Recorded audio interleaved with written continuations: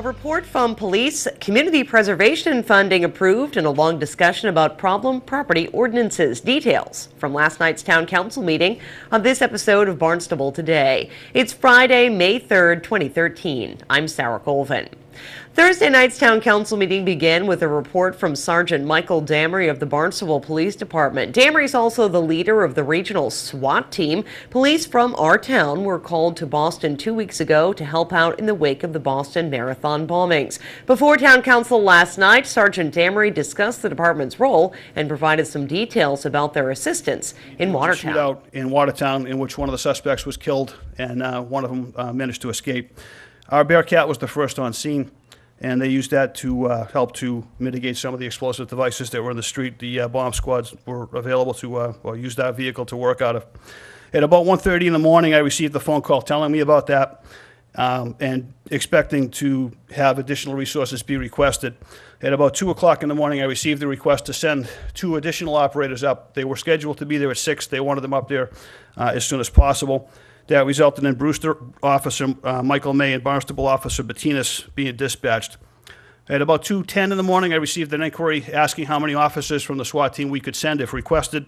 I gave them a number. At about 2:30 in the morning, a standby page went out for the rest of the officers on the team. Just prior to 8 o'clock in the morning, the request was actually made for us to send the entire team, and that resulted in a rather large response. Myself and Sergeant Riley headed up immediately. The rest of the team assembled at the Barnstable Police Station so that they could travel and arrive in mass as a group.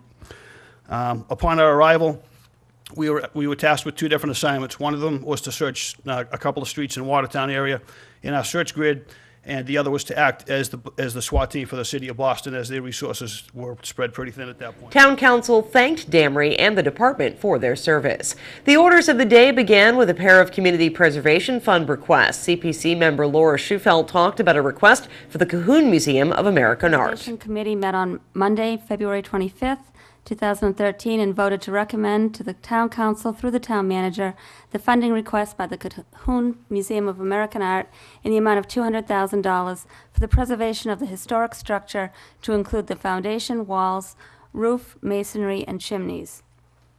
The rationale: the Cahoon Museum of American Art continues to be a destination for both art lovers and lovers of historic buildings. It's the former home and studio of famous folk artists Ralph and Martha Cahoon. The contribution that Ralph and Martha Cahoon made to American folk art and part of the historic building will be arranged as their former studio, a tribute to them and an attraction for school children as well.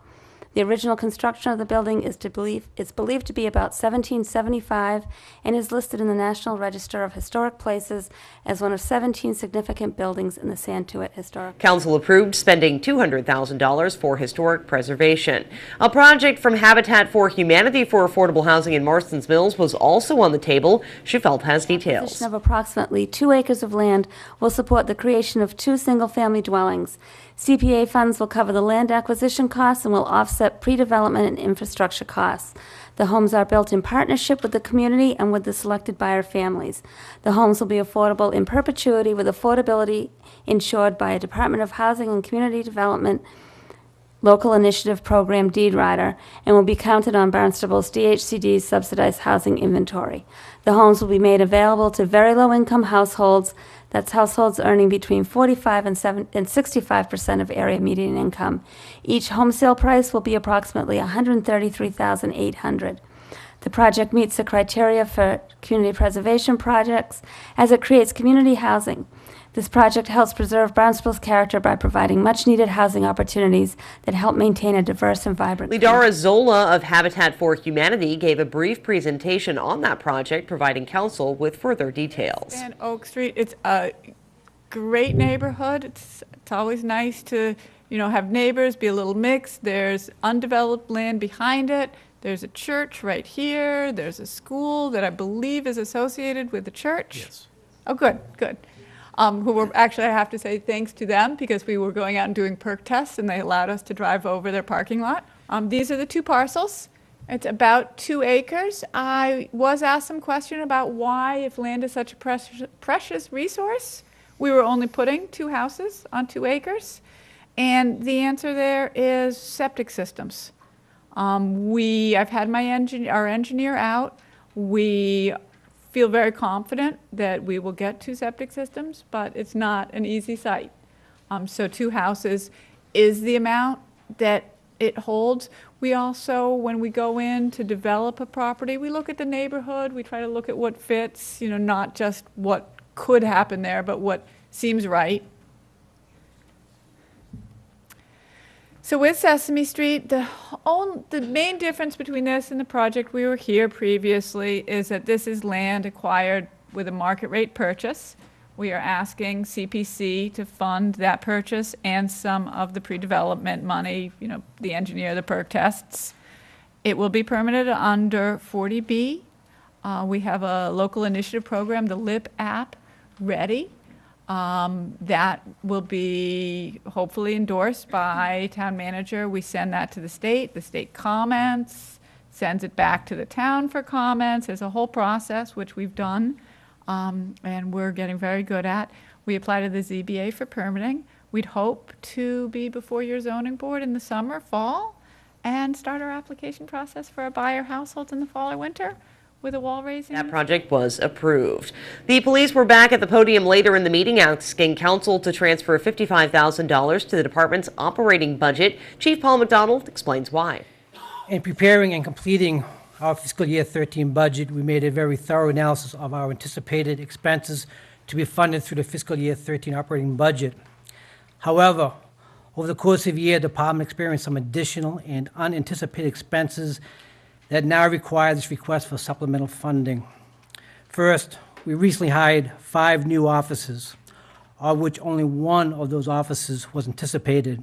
The other 4 officers, 3 of them resigned from the police department rather than face discipline. 1 officer left the BPD to join the Mass State Police. With that, there's an $8,800 expense attached to each recruit. That money pays for the medical exams, the psychological assessments, the physical agility test, the police academy tuition, and academy uniforms. Second, we had anticipated and allotted $24,000 for vehicle maintenance and repairs. In the past several years, this amount has been sufficient. However, this year we have spent almost $50,000 to date in repairs. The reason is we are keeping our cruisers much longer and the fleet is getting much older. In the past, on average, we had purchased 10 new cruisers per year. However, with the combination of budget reductions and the increased cost for new cruisers, we are now only replacing cruisers to a rate of 4 or 5 cruisers per year. Third, we have 3 canine units, 3 dogs, valuable dogs. This year, we had one of the dogs became severely ill, and the vet bill came in just over $4,000, at which we had no line item budget at all to cover that. Fourth, we have 26 automatic external defibrillators, 1 for each marked cruiser. The batteries in the AEDs have a shelf life of approximately 6 years. Recently, we've had a number of these yields fail to the batteries. We have since identified 13 other units that the batteries need to replace at a cost of $300 per unit. We had anticipated on waiting until after July 1st for this. However, the units will not make it to July 1st. And lastly, as we spoke earlier, on the week of April 15th, as a result of the bombing of Boston, a statewide mutual aid request went out for all law enforcement. Specifically, the city of Boston requested from the Cape Cod Regional SWAT team, which we have 10 officers assigned to that team. They requested our motorcycle patrol to provide security, and they requested our 3 K9 units on 3 different days at a cost of those call-outs plus replacement for them of almost $17,000. That request was approved. Council also held another workshop on problem property ordinances. No votes were taken and discussion will continue. Council also voted to appoint Assistant Town Clerk Ann Quirk as interim town clerk once Linda Hutchenrider retires in June. With Barnstable Today, I'm Sarah Colvin.